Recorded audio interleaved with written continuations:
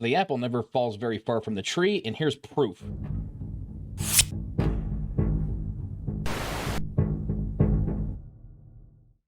Okay, you guys remember Ella French. I did a video on her yesterday that I posted, and in the video, I mentioned that she left behind a 2-month-old daughter, and that's not true.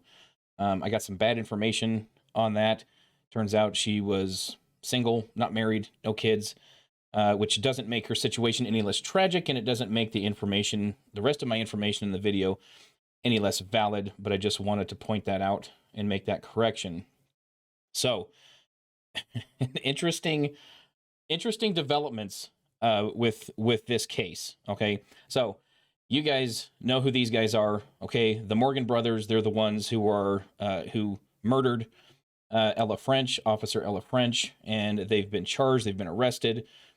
Emonte Morgan is currently in the hospital recovering from his gunshot wounds when officers returned fire, and his mother, who you see right there, posted a couple of live videos on Facebook. Let's take a listen. I want to get on here real quick to be a voice for my boys, Eric and Monty Morgan.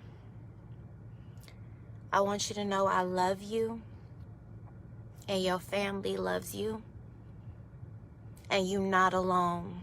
Know that shit. For everybody else, I just want to simply say there is another side, and my boy's side is not being told right now. I cannot speak too much on it. She can't speak too much on it because the only other side there is to tell is that her kids are criminals and she did a poor job raising them. Okay? That's why she can't get into it. Is because right now she doesn't know exactly what to say. She wants there to be another side that justifies what her boys did, but that side doesn't exist. There's no side of this story that exists where these guys were justified in murdering that officer. Okay?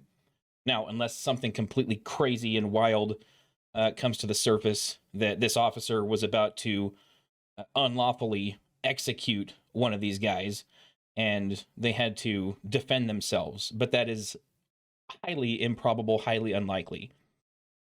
What she's searching for is something about these boys, or something about the police department, or systemic racism or police corruption that would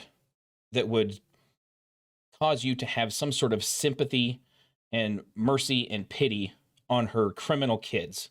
That's what she's talking about. But she can't get into it because she doesn't know exactly how to word that yet. But I will say this. Don't believe everything you hear and see. It's fictitious. And there is another side. My boys are not monsters. What people trying to paint them to be. Okay, nobody's trying to paint her boys to be anything other than what they've made themselves out to be. They're being judged right now by their behavior and by their actions. And those actions include murdering a police officer. That's all anybody sees at this point, and that's all anybody is judging them on at this point. At all. At all. There is another side. I don't believe a damn thing CPD says. And I can guarantee you this. My boys was afraid. I'm afraid. Our young black women, not only young black women and young black men, like I just said, I'm afraid. Adults are afraid of the CPD. And I'm clean. I'm not a criminal. My car is clean. I got insurance, all that. Okay, why are these adults, black men and black women, why are they afraid of the cops? Okay, either they're lying. They're lying to make you believe that they were under duress, they were scared, they didn't know what they were doing, they were acting irrationally because of their fear of the police, and that's to be blamed on society, that's to be blamed on the media, just as long as they're not held accountable. The other is this cultural issue that, not just in the black community, but everywhere where people try to use the excuse of being afraid of police. Every time they get stopped, they're going to get shot by the police. Okay, that behavior, that thought, the mentality, that thought process is learned behavior. Okay, it's learned from parents, it's learned from other relatives, it's learned from the media. Okay, there's absolutely no good reason why a law-abiding citizen who is stopped by the police or is talking to the cops has any reason to be afraid for their lives because the reality is police officers just don't go around shooting people for no reason. No matter how hard the left tries to push that narrative. If you live in the real world and you interact on a daily basis with people out in the public, and if you've ever been stopped by the police for speeding or running a red light or whatever the case is, you know damn well that the police aren't out trying to murder people. And they're not just pulling their guns and shooting first and asking questions later. It's just ridiculous. But if a cop get behind me, my heart drops. We fear our police. Okay, that happens to everybody. Everybody who, like I said, everybody who is, if you look behind you and you see the red and blue flashing lights, all of a sudden your heart just sinks. You're like, oh, man, I was going too fast. I kind of rolled through that stop sign back there. Oh, am I going to get a ticket? You know, that happens to everybody. It even happens to police officers who are off duty. It happens to judges and prosecutors and people who deal with the police on a daily basis. Okay, that is a normal reaction. But that doesn't mean that people are afraid that the cop is going to run up to their window and pull their gun and shoot them in the face. Police here, unfortunately, we fear them. We don't believe in them. We don't trust them. They get behind us. Our hearts drop. We're scared. That's just the reality of it. Whether people want to hear that or not, I don't give a damn what people want to hear. I need to be a voice for my boys. And that's all I got to say. Let me get in this hospital to see my damn son.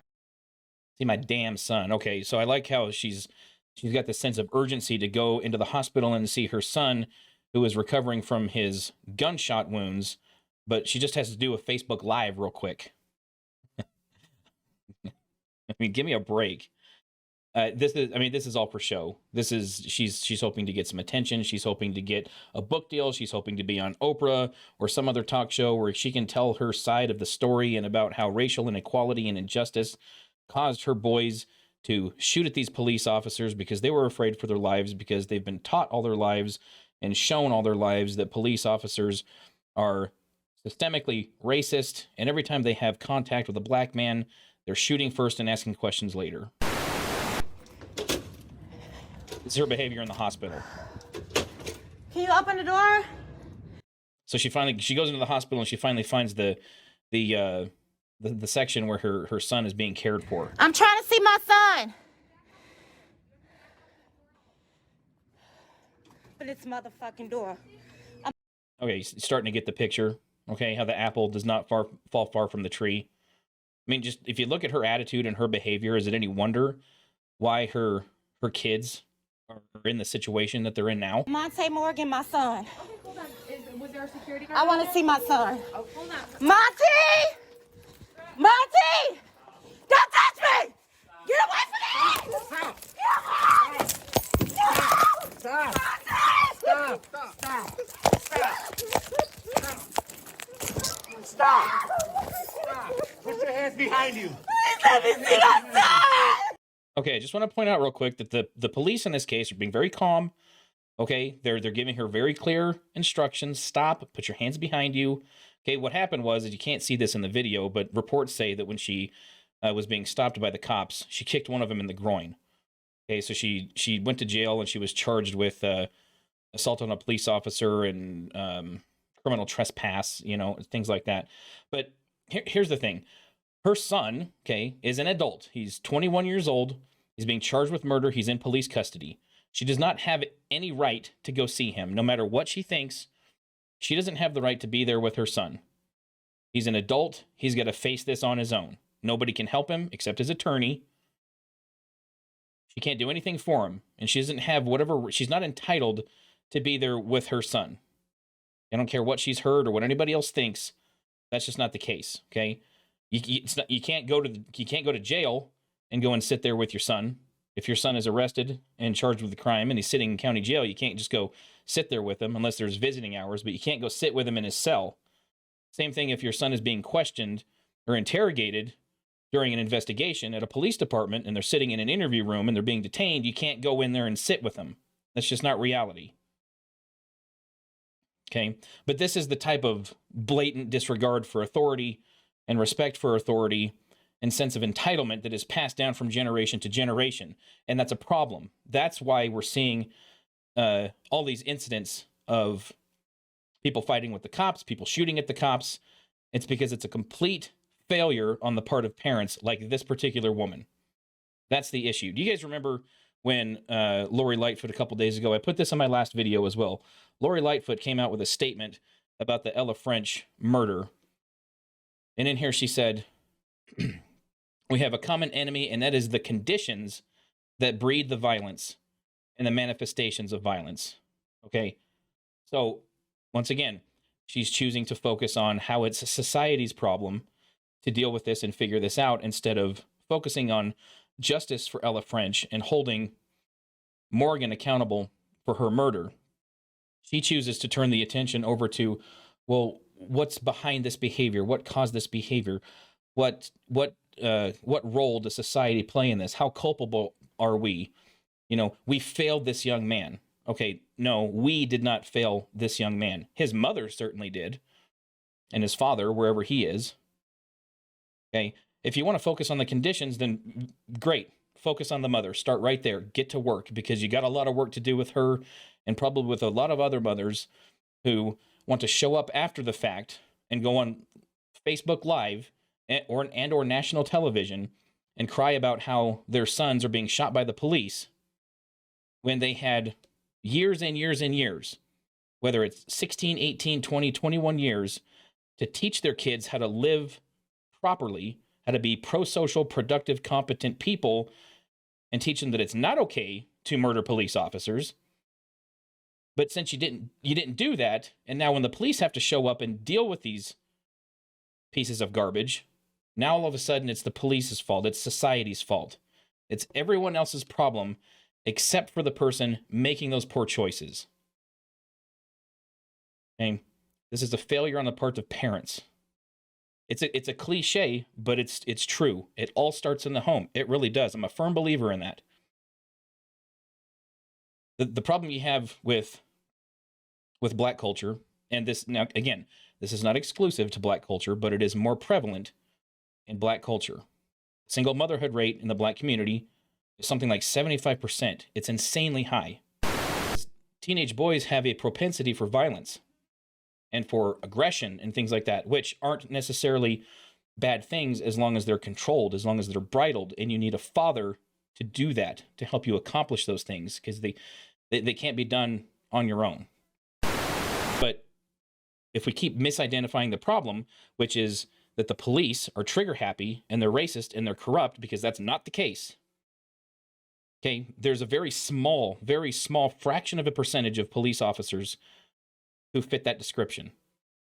For the most part, police officers are really just trying to do their job. They're good men and women with scruples and morals who are trying to do a very difficult job, and most of the time they do it very well. And they do it with integrity. That is not the problem here. The problem is the failure of parents to teach their kids what's right and what's wrong, and how to live in today's society. So that's all today. Again, I just want to keep the focus on Ella French and her commitment to the profession and her sacrifice that she made, even though it turns out she doesn't have a daughter. I'm sure she has plenty of other family members and friends and colleagues at the Chicago Police Department who are going to miss her. So rest in peace, Officer French.